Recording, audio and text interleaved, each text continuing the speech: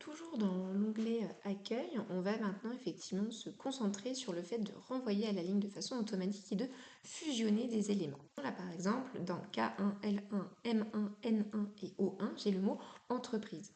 Si c'est le même terme, je vais pouvoir fusionner pour qu'effectivement l'ensemble de ces cases-là ne soit plus qu'une seule case. Donc je vais sélectionner l'entièreté de mes premières cellules et je vais cliquer sur fusionner et centrer. Un message va apparaître, c'est juste Excel qui vous prévient que la fusion des cellules va permettre de conserver uniquement la valeur supérieure gauche, les autres valeurs seront alors ignorées.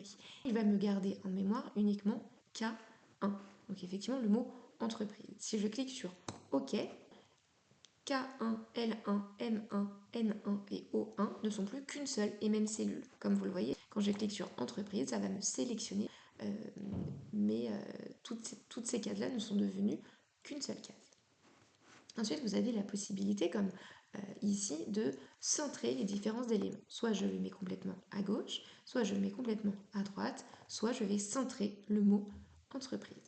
Vous avez également la même chose qui va permettre d'aligner le texte soit en haut, soit au milieu, soit en bas.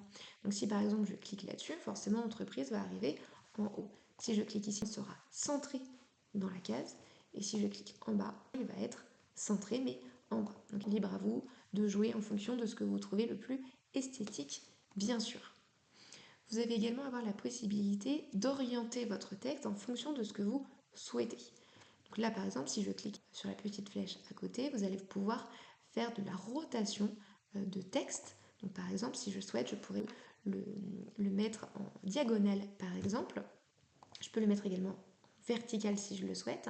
Ou alors, si je souhaite le lire de cette façon-là, donc d'avoir du texte vers le haut. Ici, pareil, j'ai la possibilité de renvoyer donc du coup à la ligne. Si je clique ici, par exemple, le mot entreprise n'est plus visible, il est caché. Donc soit je reclique sur renvoyer à la ligne, soit je le laisse tel quel et je vais pouvoir agrandir par exemple ma ligne. Vous avez la possibilité de jouer avec les hauteurs de lignes et les largeurs de colonnes. Pour cela, ce que vous pouvez faire, c'est imaginons que là vous voulez que le mot entreprise soit visible, c'est d'aller entre votre ligne 1 et 2 et de pouvoir agrandir ou au contraire rapetissir, les deux fonctionnent, votre ligne. Ça fonctionne exactement de la même façon avec des colonnes. Si imaginons je souhaite avoir une colonne plus petite, je vais pouvoir aller entre le L et le M et jouer effectivement avec mon curseur si je le souhaite. Si jamais vous vous retrouvez un jour bloqué par ça, ce n'est pas qu'effectivement le texte est juste caché parce que Excel n'a pas la possibilité de rendre visible tous les caractères. Donc du coup, vous avez juste à aller entre les deux lettres ou les deux chiffres en fonction de ce que vous souhaitez agrandir et jouer avec les différentes largeurs et hauteurs de lignes ou de colonnes que vous souhaitez si vous le souhaitez.